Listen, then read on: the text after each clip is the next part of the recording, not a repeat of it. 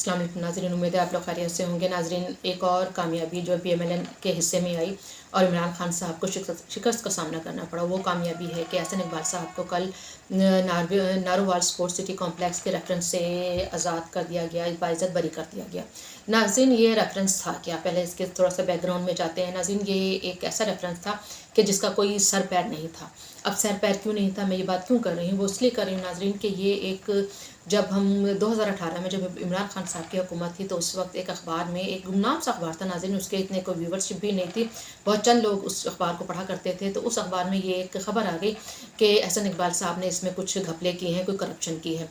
जनाब, वहाँ से एहसन इकबाल साहब ने, उसने जावेद इकबाल साहब ने इस खबर को उठाया और इसके ऊपर रेफरेंस दायर कर दिया। अब नाज़रीन, उन्होंने कोई इसके ऊपर तफ्तीश नहीं की, छानबीन नहीं की कि क्या है जो इस अखबार में ये खबर आई है, क्या ये अथेंटिक है या नहीं है। लेकिन उन्होंने बहरहाल ये कर दिया। वो क्यों कर दिया वो तो आपको भी पता है कि उस वक्त इंसाफ का एक स्कैंडल सामने आया था, तैयबा गुल वाला, और इमरान खान साहब के हाथ में इनकी वो कमज़ोरी थी, और इमरान खान साहब के हाथ में जब उनकी कमज़ोरी आई तो उस कमज़ोरी की वजह से इनको कहा गया कि आप जितना PMLN के ख़िलाफ़ रेफरेंसेस दायर कर सकते हैं, जितना उनको पकड़ पकड़ के जेलों में, काल कोठरी में डाल सकते हैं, आपको डालें, तब तक आपका ये स्कैंडल मंजर आम पर नहीं आएगा। और उन्होंने वही किया।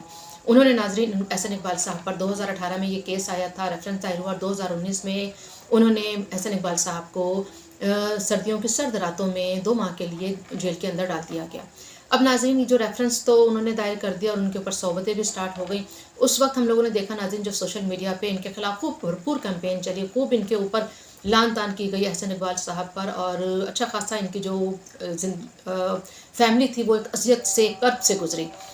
नाज़रीन, उसके बाद कल फिर अतर मिन्ना साहब के सामने जब ये केस लगता है तो उस वक्त इन्होंने एक दफ़ा फिर डिलेइंग टैक्टिक्स यूज़ करने की कोशिश की, नैब प्रोसिक्यूटर ने, और उन्होंने नैब के तफ्तीशी ऑफिसर ने, और उन्होंने कहा कि चूँकि नैब का प्रोसिक्यूटर जो हैं वो इस वक्त एब्सेंट हैं, हाजिर नहीं हैं, तो हमें डेट्स दे दी जाएँ, हम फिर इस केस को दोबारा करें। लेकिन अतर मिन्ना साहब ने कहा कि नहीं, ये केस आज ही ख़त्म होगा और इसको आज ही पाए तकमील पर पहुँचाया जाएगा और कोई आपका डिलेइंग टैक्टिक्स जो है वो नहीं माना जाएगा। तो चनाचा इनसे पूछा गया, अतर मिन्ना साहब ने इनसे सवाल जवाब किया और पूछा कि क्या ये जो इनके ऊपर रेफरेंस दायर किया गया है, क्या कोई आपको अभी तक करप्शन का सबूत मिला है? जिसका जवाब उनके पास यही था कि अभी तक करप्शन का सबूत तो नहीं मिला।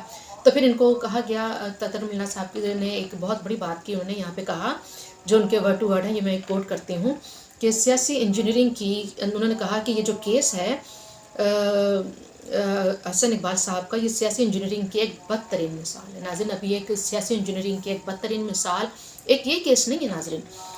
नाज़रीन, ये बदतरीन मिसाल बहुत देर से शुरू होती आ रही है। आपको पता होगा ये जो नैब है ये किसकी तख्लीक है, किसकी प्रोडक्शन है, इसका जो तख्लीक कार है वो कौन था? वो था नाज़रीन मुशर्रफ। जैसा कि आप लोगों को पता है कि जब मुशर्रफ साहब की हुकूमत थी तो उन्होंने नैब को, नेशनल अकाउंटेबिलिटी ब्यूरो को उन्होंने तख्लीक किया। उनका तख्लीक करने का मकसद यही था कि उस वक्त जो जो उनके सियासी मुखालफिन थे उनको वो मुख्तलिफ झूठे जो इल्ज़ामात लगा के तो जेलों के अंदर डालते थे, ताकि वो ना सर उठाएं, ना उनको इतना टाइम हो कि वो मुशर्रफ साहब के सामने खड़े हो सकें, और ना फिर इस तरीके से मुशर्रफ साहब अपनी हुकूमत के दिन बहुत अच्छी तरीके से गुजार सकें। इसी चीज़ को नाज़रीन आगे चल के इमरान खान साहब ने इस्तेमाल किया, और इमरान खान साहब ने भी उनके रास्ते पर चलते हुए उन्होंने भी इसको इस्तेमाल किया, और कुछ जावेद इकबाल साहब की कमज़ोरियाँ उनके हाथ लग गई, और उन्होंने फिर खूब जितना वो इस्तेमाल कर सकते थे उन्होंने खूब यूटिलाइज़ किया।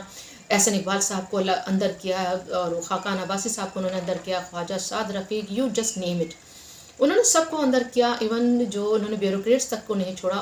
उमर चीमा, जो आप जानते ही होंगे, शहबाज शरीफ साहब के उस वक्त पंजाब में वो चीफ सेक्रेटरी होते थे, उनको 1 नहीं, 2 नहीं, 3 नहीं, पूरे नाज़रीन 3 साल तक, मैं महीने की बात नहीं कर रही, यहाँ मैं आपको बता रही हूँ, पूरे 3 साल तक उनको जेल में डाला गया। और इस 3 साल जेल में गुजारने के बाद जो उनकी फैमिली ने सऊबतें बर्दाश्त की, जो उनकी फैमिली को एक तस्दील का सामना करना पड़ा, उसका उन्होंने अपने एक सलीम साफ़ी को इंटरव्यू दिया, उसमें उन्होंने जिक्र किया। चलें, बहरहाल ये एक अलग बात थी कि नैब ने किस किस तरह से लोगों को पॉलिटिकल विक्टिमाइजेशन का निशाना बनाया।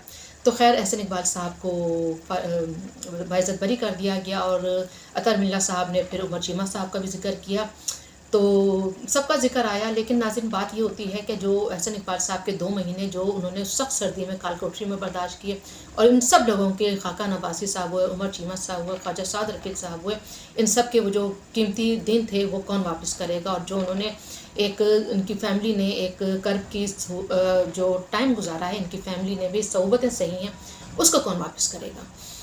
एक बात, दूसरी बात ये नाज़रीन कि अब आप देखिएगा कि सोशल मीडिया पर एक प्रोपेगेंडा स्टार्ट हो जाएगा इमरान खान साहब की भी तरफ से, और वो प्रोपेगेंडा ये होगा कि देखें जी, जब ये आए थे तो इन्होंने नैब में तरमीम की थी, और अब उस नैब की तरमीम की वजह से अब ये अपने केसेस से फारिग होते जा रहे हैं, इनके केसेस माफ़ होते जा रहे हैं। हालांकि ऐसी बात कतई नहीं है, इट इज़ एब्सोल्युटली रॉन्ग।